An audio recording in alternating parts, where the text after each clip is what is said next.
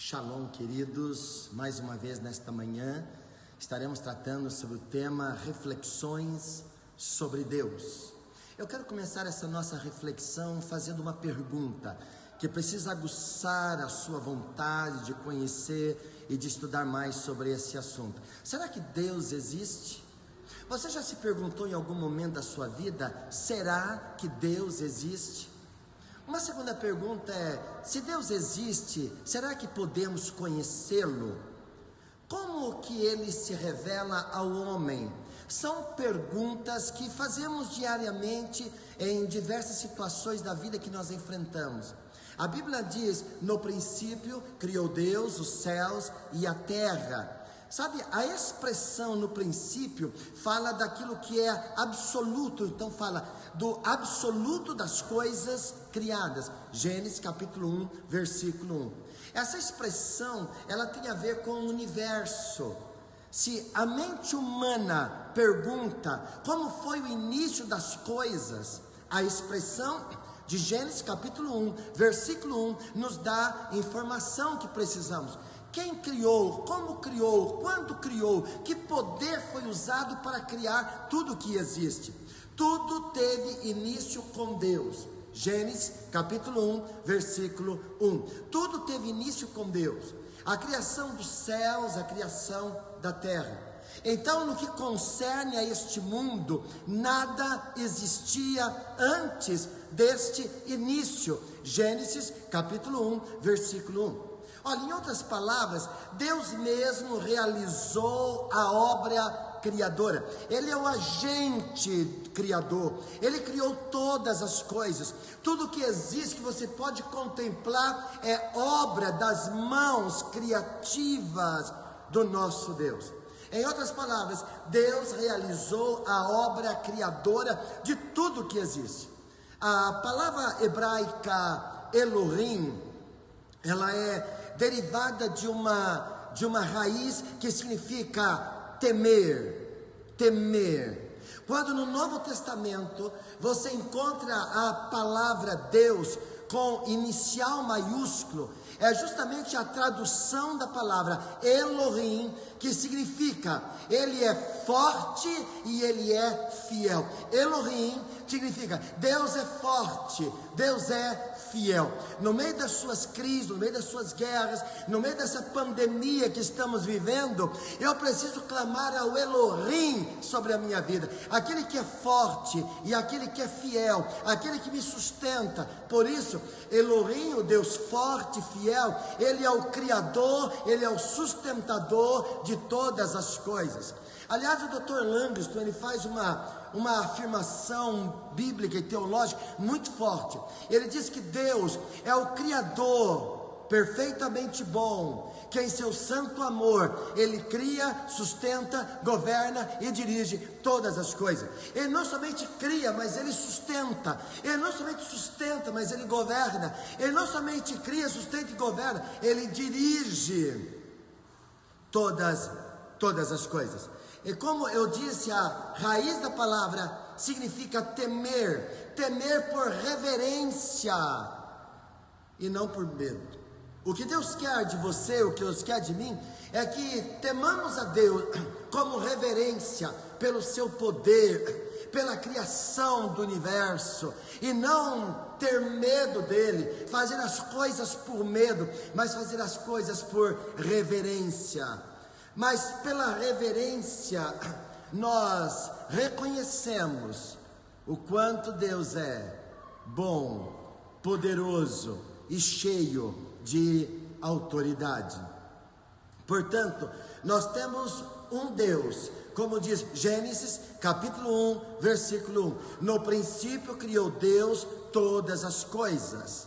Gênesis 1, que por sua natureza e por sua obra criadora, ele despertou na natureza reverência e temor ao homem. Sabe qual é o grande problema? É que nós olhamos para a obra criadora de Deus, o poder majestoso desse Deus, e nós não tememos a Deus como reverência de um Deus poderoso e absoluto. O que lemos em Gênesis capítulo 1, versículo 1, nos mostra o poder e a majestade deste Deus, de um Deus que é forte e de um Deus que é fiel. Para mim, Gênesis capítulo 1, versículo 1, sempre foi um grande verso que tem me acompanhado à luz da Escritura Sagrada e do estudo bíblico e teológico do Velho Testamento. Este talvez tenha sido o versículo mais fácil de decorar quando nós tememos a Deus, quando nós amamos a Deus, quando nós reverenciamos a Deus. Este verso nos revela que a existência de Deus é tida por certa e nunca deve ser questionada. Preste bem atenção no que eu vou dizer. A existência de Deus, ela é tida por certa e nunca deve ser questionada. Ela é declarada na luz da Bíblia e ela não é debatida.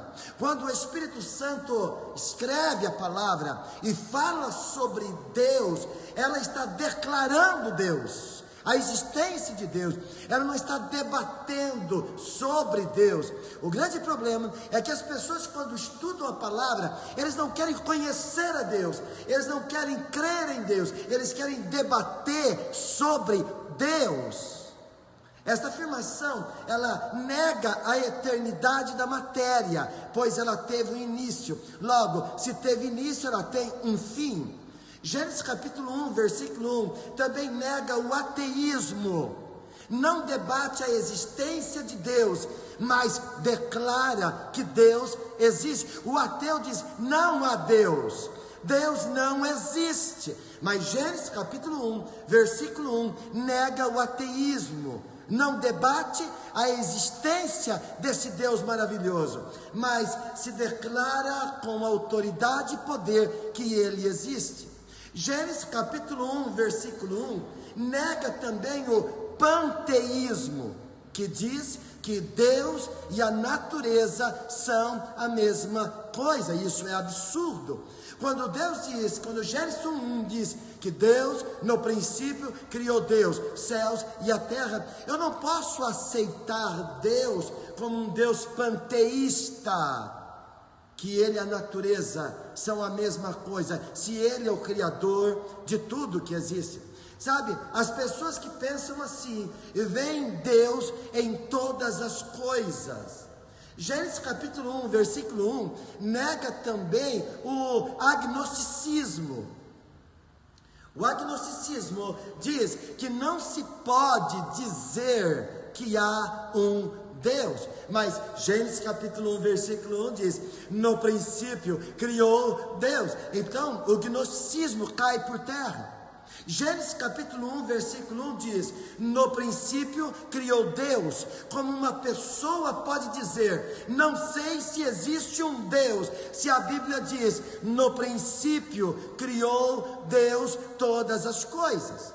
Gênesis capítulo 1, versículo 1 também nega o fatalismo. Preste bem atenção.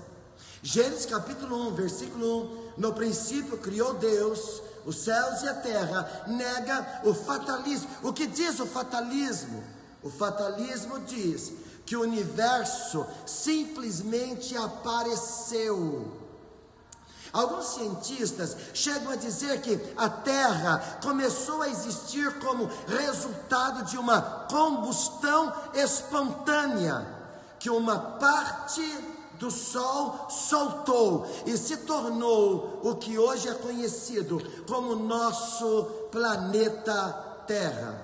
Bom, se eu pensar dessa maneira, e se eu entrar nessa rota de análise teológica e de questionamento da divindade, eu tenho alguns problemas. A Bíblia diz: no princípio criou Deus os céus e a terra, e nós cremos nisso. Eu acho muito maravilhoso poder ler a história da criação em Gênesis e estar certo pelo fato da existência de Deus. Deus criou o universo material, versículo 1. Depois, Deus criou os animais, versículo 21. E depois, Deus criou o homem, no versículo 27. Deus sempre está criando alguma coisa. Deus sempre está no início de tudo aquilo que existe. Deus é princípio de todas as coisas. Você consegue perceber isso? Que se Deus não iniciar nada, nada acontece? Eu nunca poderia ser um cristão evolucionista e um cristão ao mesmo tempo. Não, porque a Bíblia em nenhum lugar dá espaço para a ideia de evolução. Gênesis capítulo 1, versículo 27. Criou Deus o homem, Elohim, o Deus forte e fiel, que deve ser temido, amado, adorado por toda a humanidade. Foi quem criou o homem. Digo novamente, enfaticamente, eu nunca vou aceitar a ideia infundada teoria da evolução de Darwin. Aliás, há um poema que eu queria deixar com vocês, concluindo a minha fala nesta manhã. 2 macacos se sentam sobre uma palmeira e eles discutem algumas coisas e dizem uns aos outros: ouçam-me, ouçam-me, macacos, ouçam-me. Eu ouvi um boato que está sendo espalhado aí na cidade, mas eu acho que isso não é verdade. É que o homem descende da nossa raça nobre de macaco. Olha, a ideia em si, para mim, disse o macaco, é uma vergonha. Um macaco nunca deixa sua esposa ou abandona o seu bebê e arruína sua vida. Muito menos você verá um macaco dando o seu bebê a um outro macaco ou uma outra macaca, ou construindo uma cerca em torno de uma palmeira, ou deixando os cocos apodrecerem, proibindo outros macacos de comerem. Porque colocar uma cerca diante de árvore, a fome faria como que roubasse uns dos outros. Um macaco jamais sairia para fazer farra à noite, ou usar qualquer arma de fogo, ou facas, ou bastões, para tomar a esposa de outro macaco. O homem é descendente, mas com certeza de nós nunca, disse o macaco. Faz sentido, não é mesmo? É assim que me sinto em relação à criação no Antigo Testamento. Então, no princípio, criou Deus céus e terra. Que Deus abençoe a sua vida, que essa reflexão possa fazer você pensar, refletir num Deus criador do céu e da terra, mas num Deus que criou a mim e a você, tão cheio de graça, de alegria abundante pelo poder dele. Um beijo no coração do seu amigo e apóstolo Roberto Albano. Até a próxima.